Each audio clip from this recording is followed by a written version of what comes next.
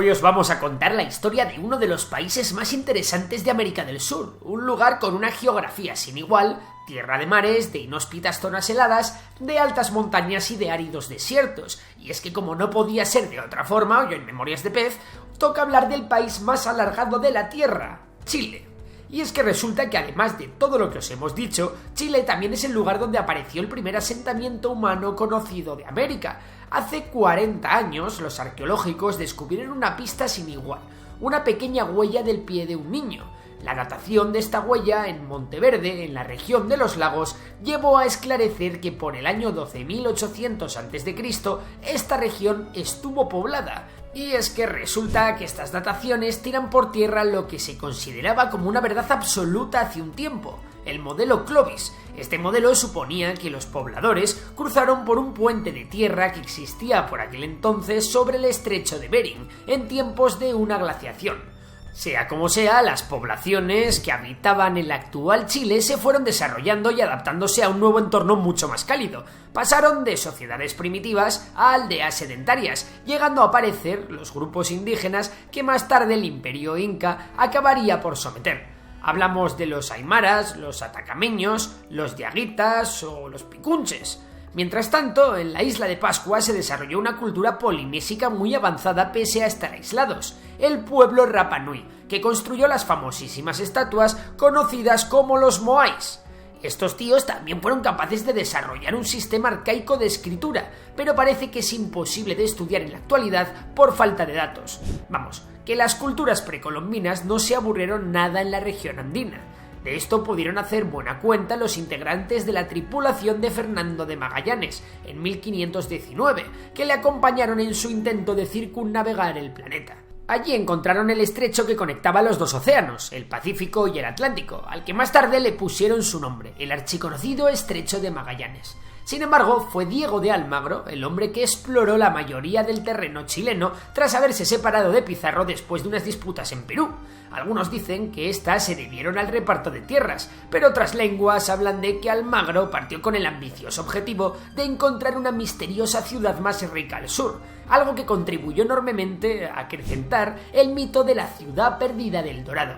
Eso sí, al tío le fue bastante mal, y lo que encontró fue la muerte por hipotermia de la mayoría de sus acompañantes al atravesar los Andes, y por supuesto, ninguna riqueza soñada.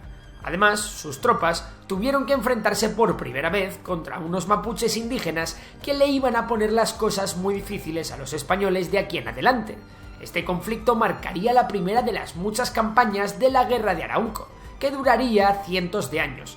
De hecho, el único tercio que se formó en América fue el Tercio de Arauco para luchar contra los mapuches. El fracaso de Almagro, no obstante, allanó mucho el camino para la expedición de Pedro de Valdivia en 1540, que logró llegar a una zona fértil en el Valle del Mapocho y fundar Santiago el 12 de febrero del 1541.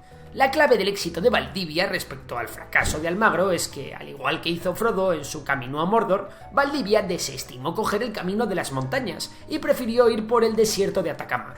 Valdivia no paró quieto por allí. Arrampló con los territorios indígenas y fundó numerosas poblaciones y ciudades, aunque tuvo que hacer frente a la férrea resistencia de los araucanos, comandados por Caupolicán y Lautaro, que fueron responsables de la muerte del conquistador en el 1553. Así como en el resto de América, a golpe de conquista y expolio, se fragó el nuevo sistema colonial chileno, marcado por el empoderamiento de los criollos. Ya sabéis, gente nacida en América pero de padres españoles, frente a una población indígena que no hacía más que disminuir, mermada por las epidemias y la guerra. Y es que, como hemos dicho, la Guerra de Arauco contra los mapuches se iba a extender mucho más. Fue tan así que en 1598 los mapuches estuvieron a punto de acabar con el dominio español tras la batalla de Curalaba. La situación de esta guerra acabó con la corona aprobando la esclavitud mapuche en el 1608, algo que afortunadamente acabaría por abolirse 80 años más tarde. Eso sí, como nos gusta recordar en todos nuestros vídeos sobre América, la esclavitud de los africanos siguió en auge bastantes años más. A pesar de las guerras, el consolidado sistema colonial fue surtiendo efecto, siempre anclado a la vigilancia del virrey de Perú, al que debían obediencia los encargados de la administración chilena, el gobernador y el capitán general. Y es que la estabilidad de este sistema no se cuestionó hasta 2 siglos más tarde, momento en el que la población de criollos americanos ya estaba lo suficientemente empoderada y harta de los impuestos de la corona como para empezar a alzar la voz. Así, con la ola de independentismo que surgió tras las invasiones napoleónicas, comenzaron a surgir las primeras tensiones. Una de ellas tuvo que ver con un complicado sistema comercial que la corona estableció, en el que el comercio había de pasar por Panamá por vía terrestre en vez de enviarse por mar. Este absurdo sentó como un tiro a los criollos chilenos, que veían a su país aislado por la situación geográfica. Junto con el empobrecimiento debido a la guerra de Arauco, a Chile también le llegó un terrible mal que iría siempre ligado a su tierra, la aparición de terremotos de gran magnitud que destruyeron las ciudades principales. Todas estas catástrofes fueron la semilla para la formación de la primera Junta Nacional de Gobierno en el 1810, en la cual Mateo de Toro y Zambrano, uno de los militares más antiguos, fue nombrado presidente. Durante un periodo conocido como la Patria Vieja, los sectores independentistas radicales se enfrentaron contra los moderados de José Miguel Infante y, como no, Bernardo O'Higgins, quien sería de gran importancia en el futuro del país. Esta situación llevó a las tropas de la corona española, conocidas como realistas, enviadas por el virrey de Perú, a iniciar la Guerra de la Independencia, que no tardarían en ganar. Así, con la restauración monárquica, conocida como la Reconquista, todo Chile volvía a estar en manos de la corona española. Sin embargo, eran tiempos de cambio en el continente sur, y las correrías independentistas de Bolívar o San Martín eran sonadas por toda América. Así, el libertador argentino José de San Martín cruzó la cordillera de los Andes, y junto con las tropas chilenas dirigidas por Bernardo O'Higgins, derrotó a los realistas en la batalla de Chacabuco. Un año más tarde de la batalla, en el 1818, O'Higgins declaró formalmente la independencia de Chile y se proclamó como nuevo jefe de Estado del país. También organizó sus tropas para ayudar a liberar el último reducto realista de la región, Lima. Por otra parte, se alió con el exalmirante británico Thomas Cochrane, apodado tras las guerras napoleónicas como el Lobo de los Mares, para liberar los mares chilenos de españoles y así darle el control de estos a los británicos. Así, aunque totalmente pobre, Chile conseguiría independizarse.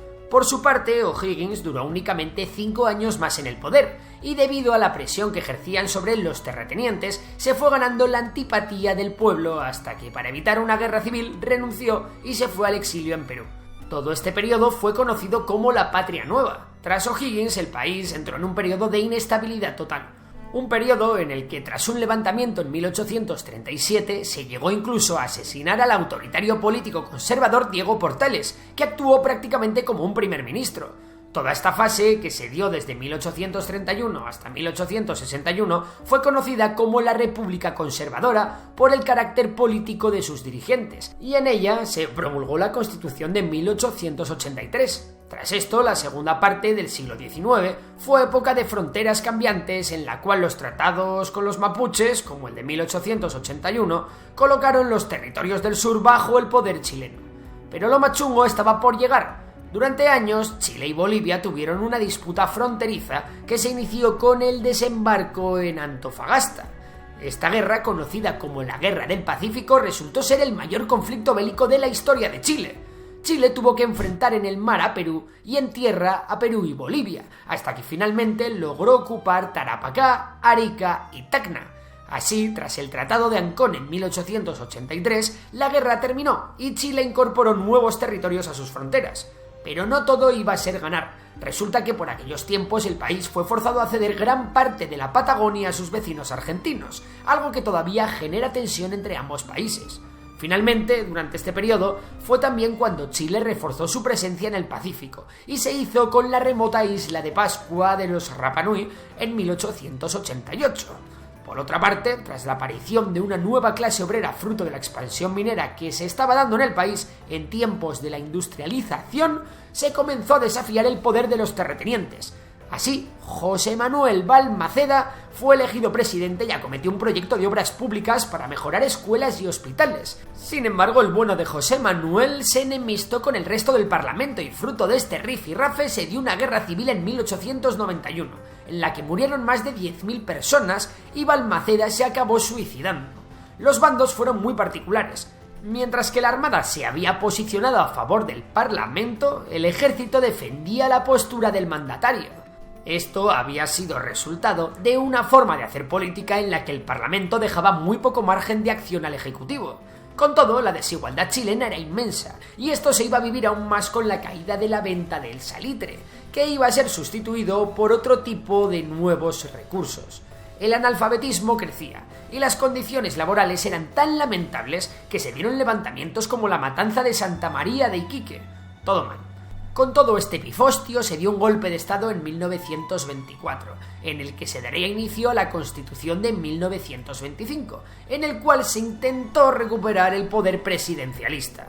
No obstante, como sucedió en todo el mundo, llegó el crack del 29 y la Gran Depresión, y si Chile estaba mal, la cosa ya no tenía solución. Por ello, una amalgama de partidos de izquierdas comenzaron a iniciar una serie de revueltas que llevaron a una breve república socialista. Tras esto, durante gran parte de 1930 y 1940, la izquierda democrática llegaría a dominar la política chilena y a través de proyectos de industrialización se llevaría a cabo un crecimiento de las grandes ciudades en detrimento de la población agraria. Como se había hecho con la Primera Guerra Mundial, Chile se mantuvo neutral durante el desarrollo de la Segunda Guerra Mundial, ya que a pesar de que el país estaba más alineado con los aliados, gran parte de su población era de origen italiano y no querían enemistarse con el país de Mussolini.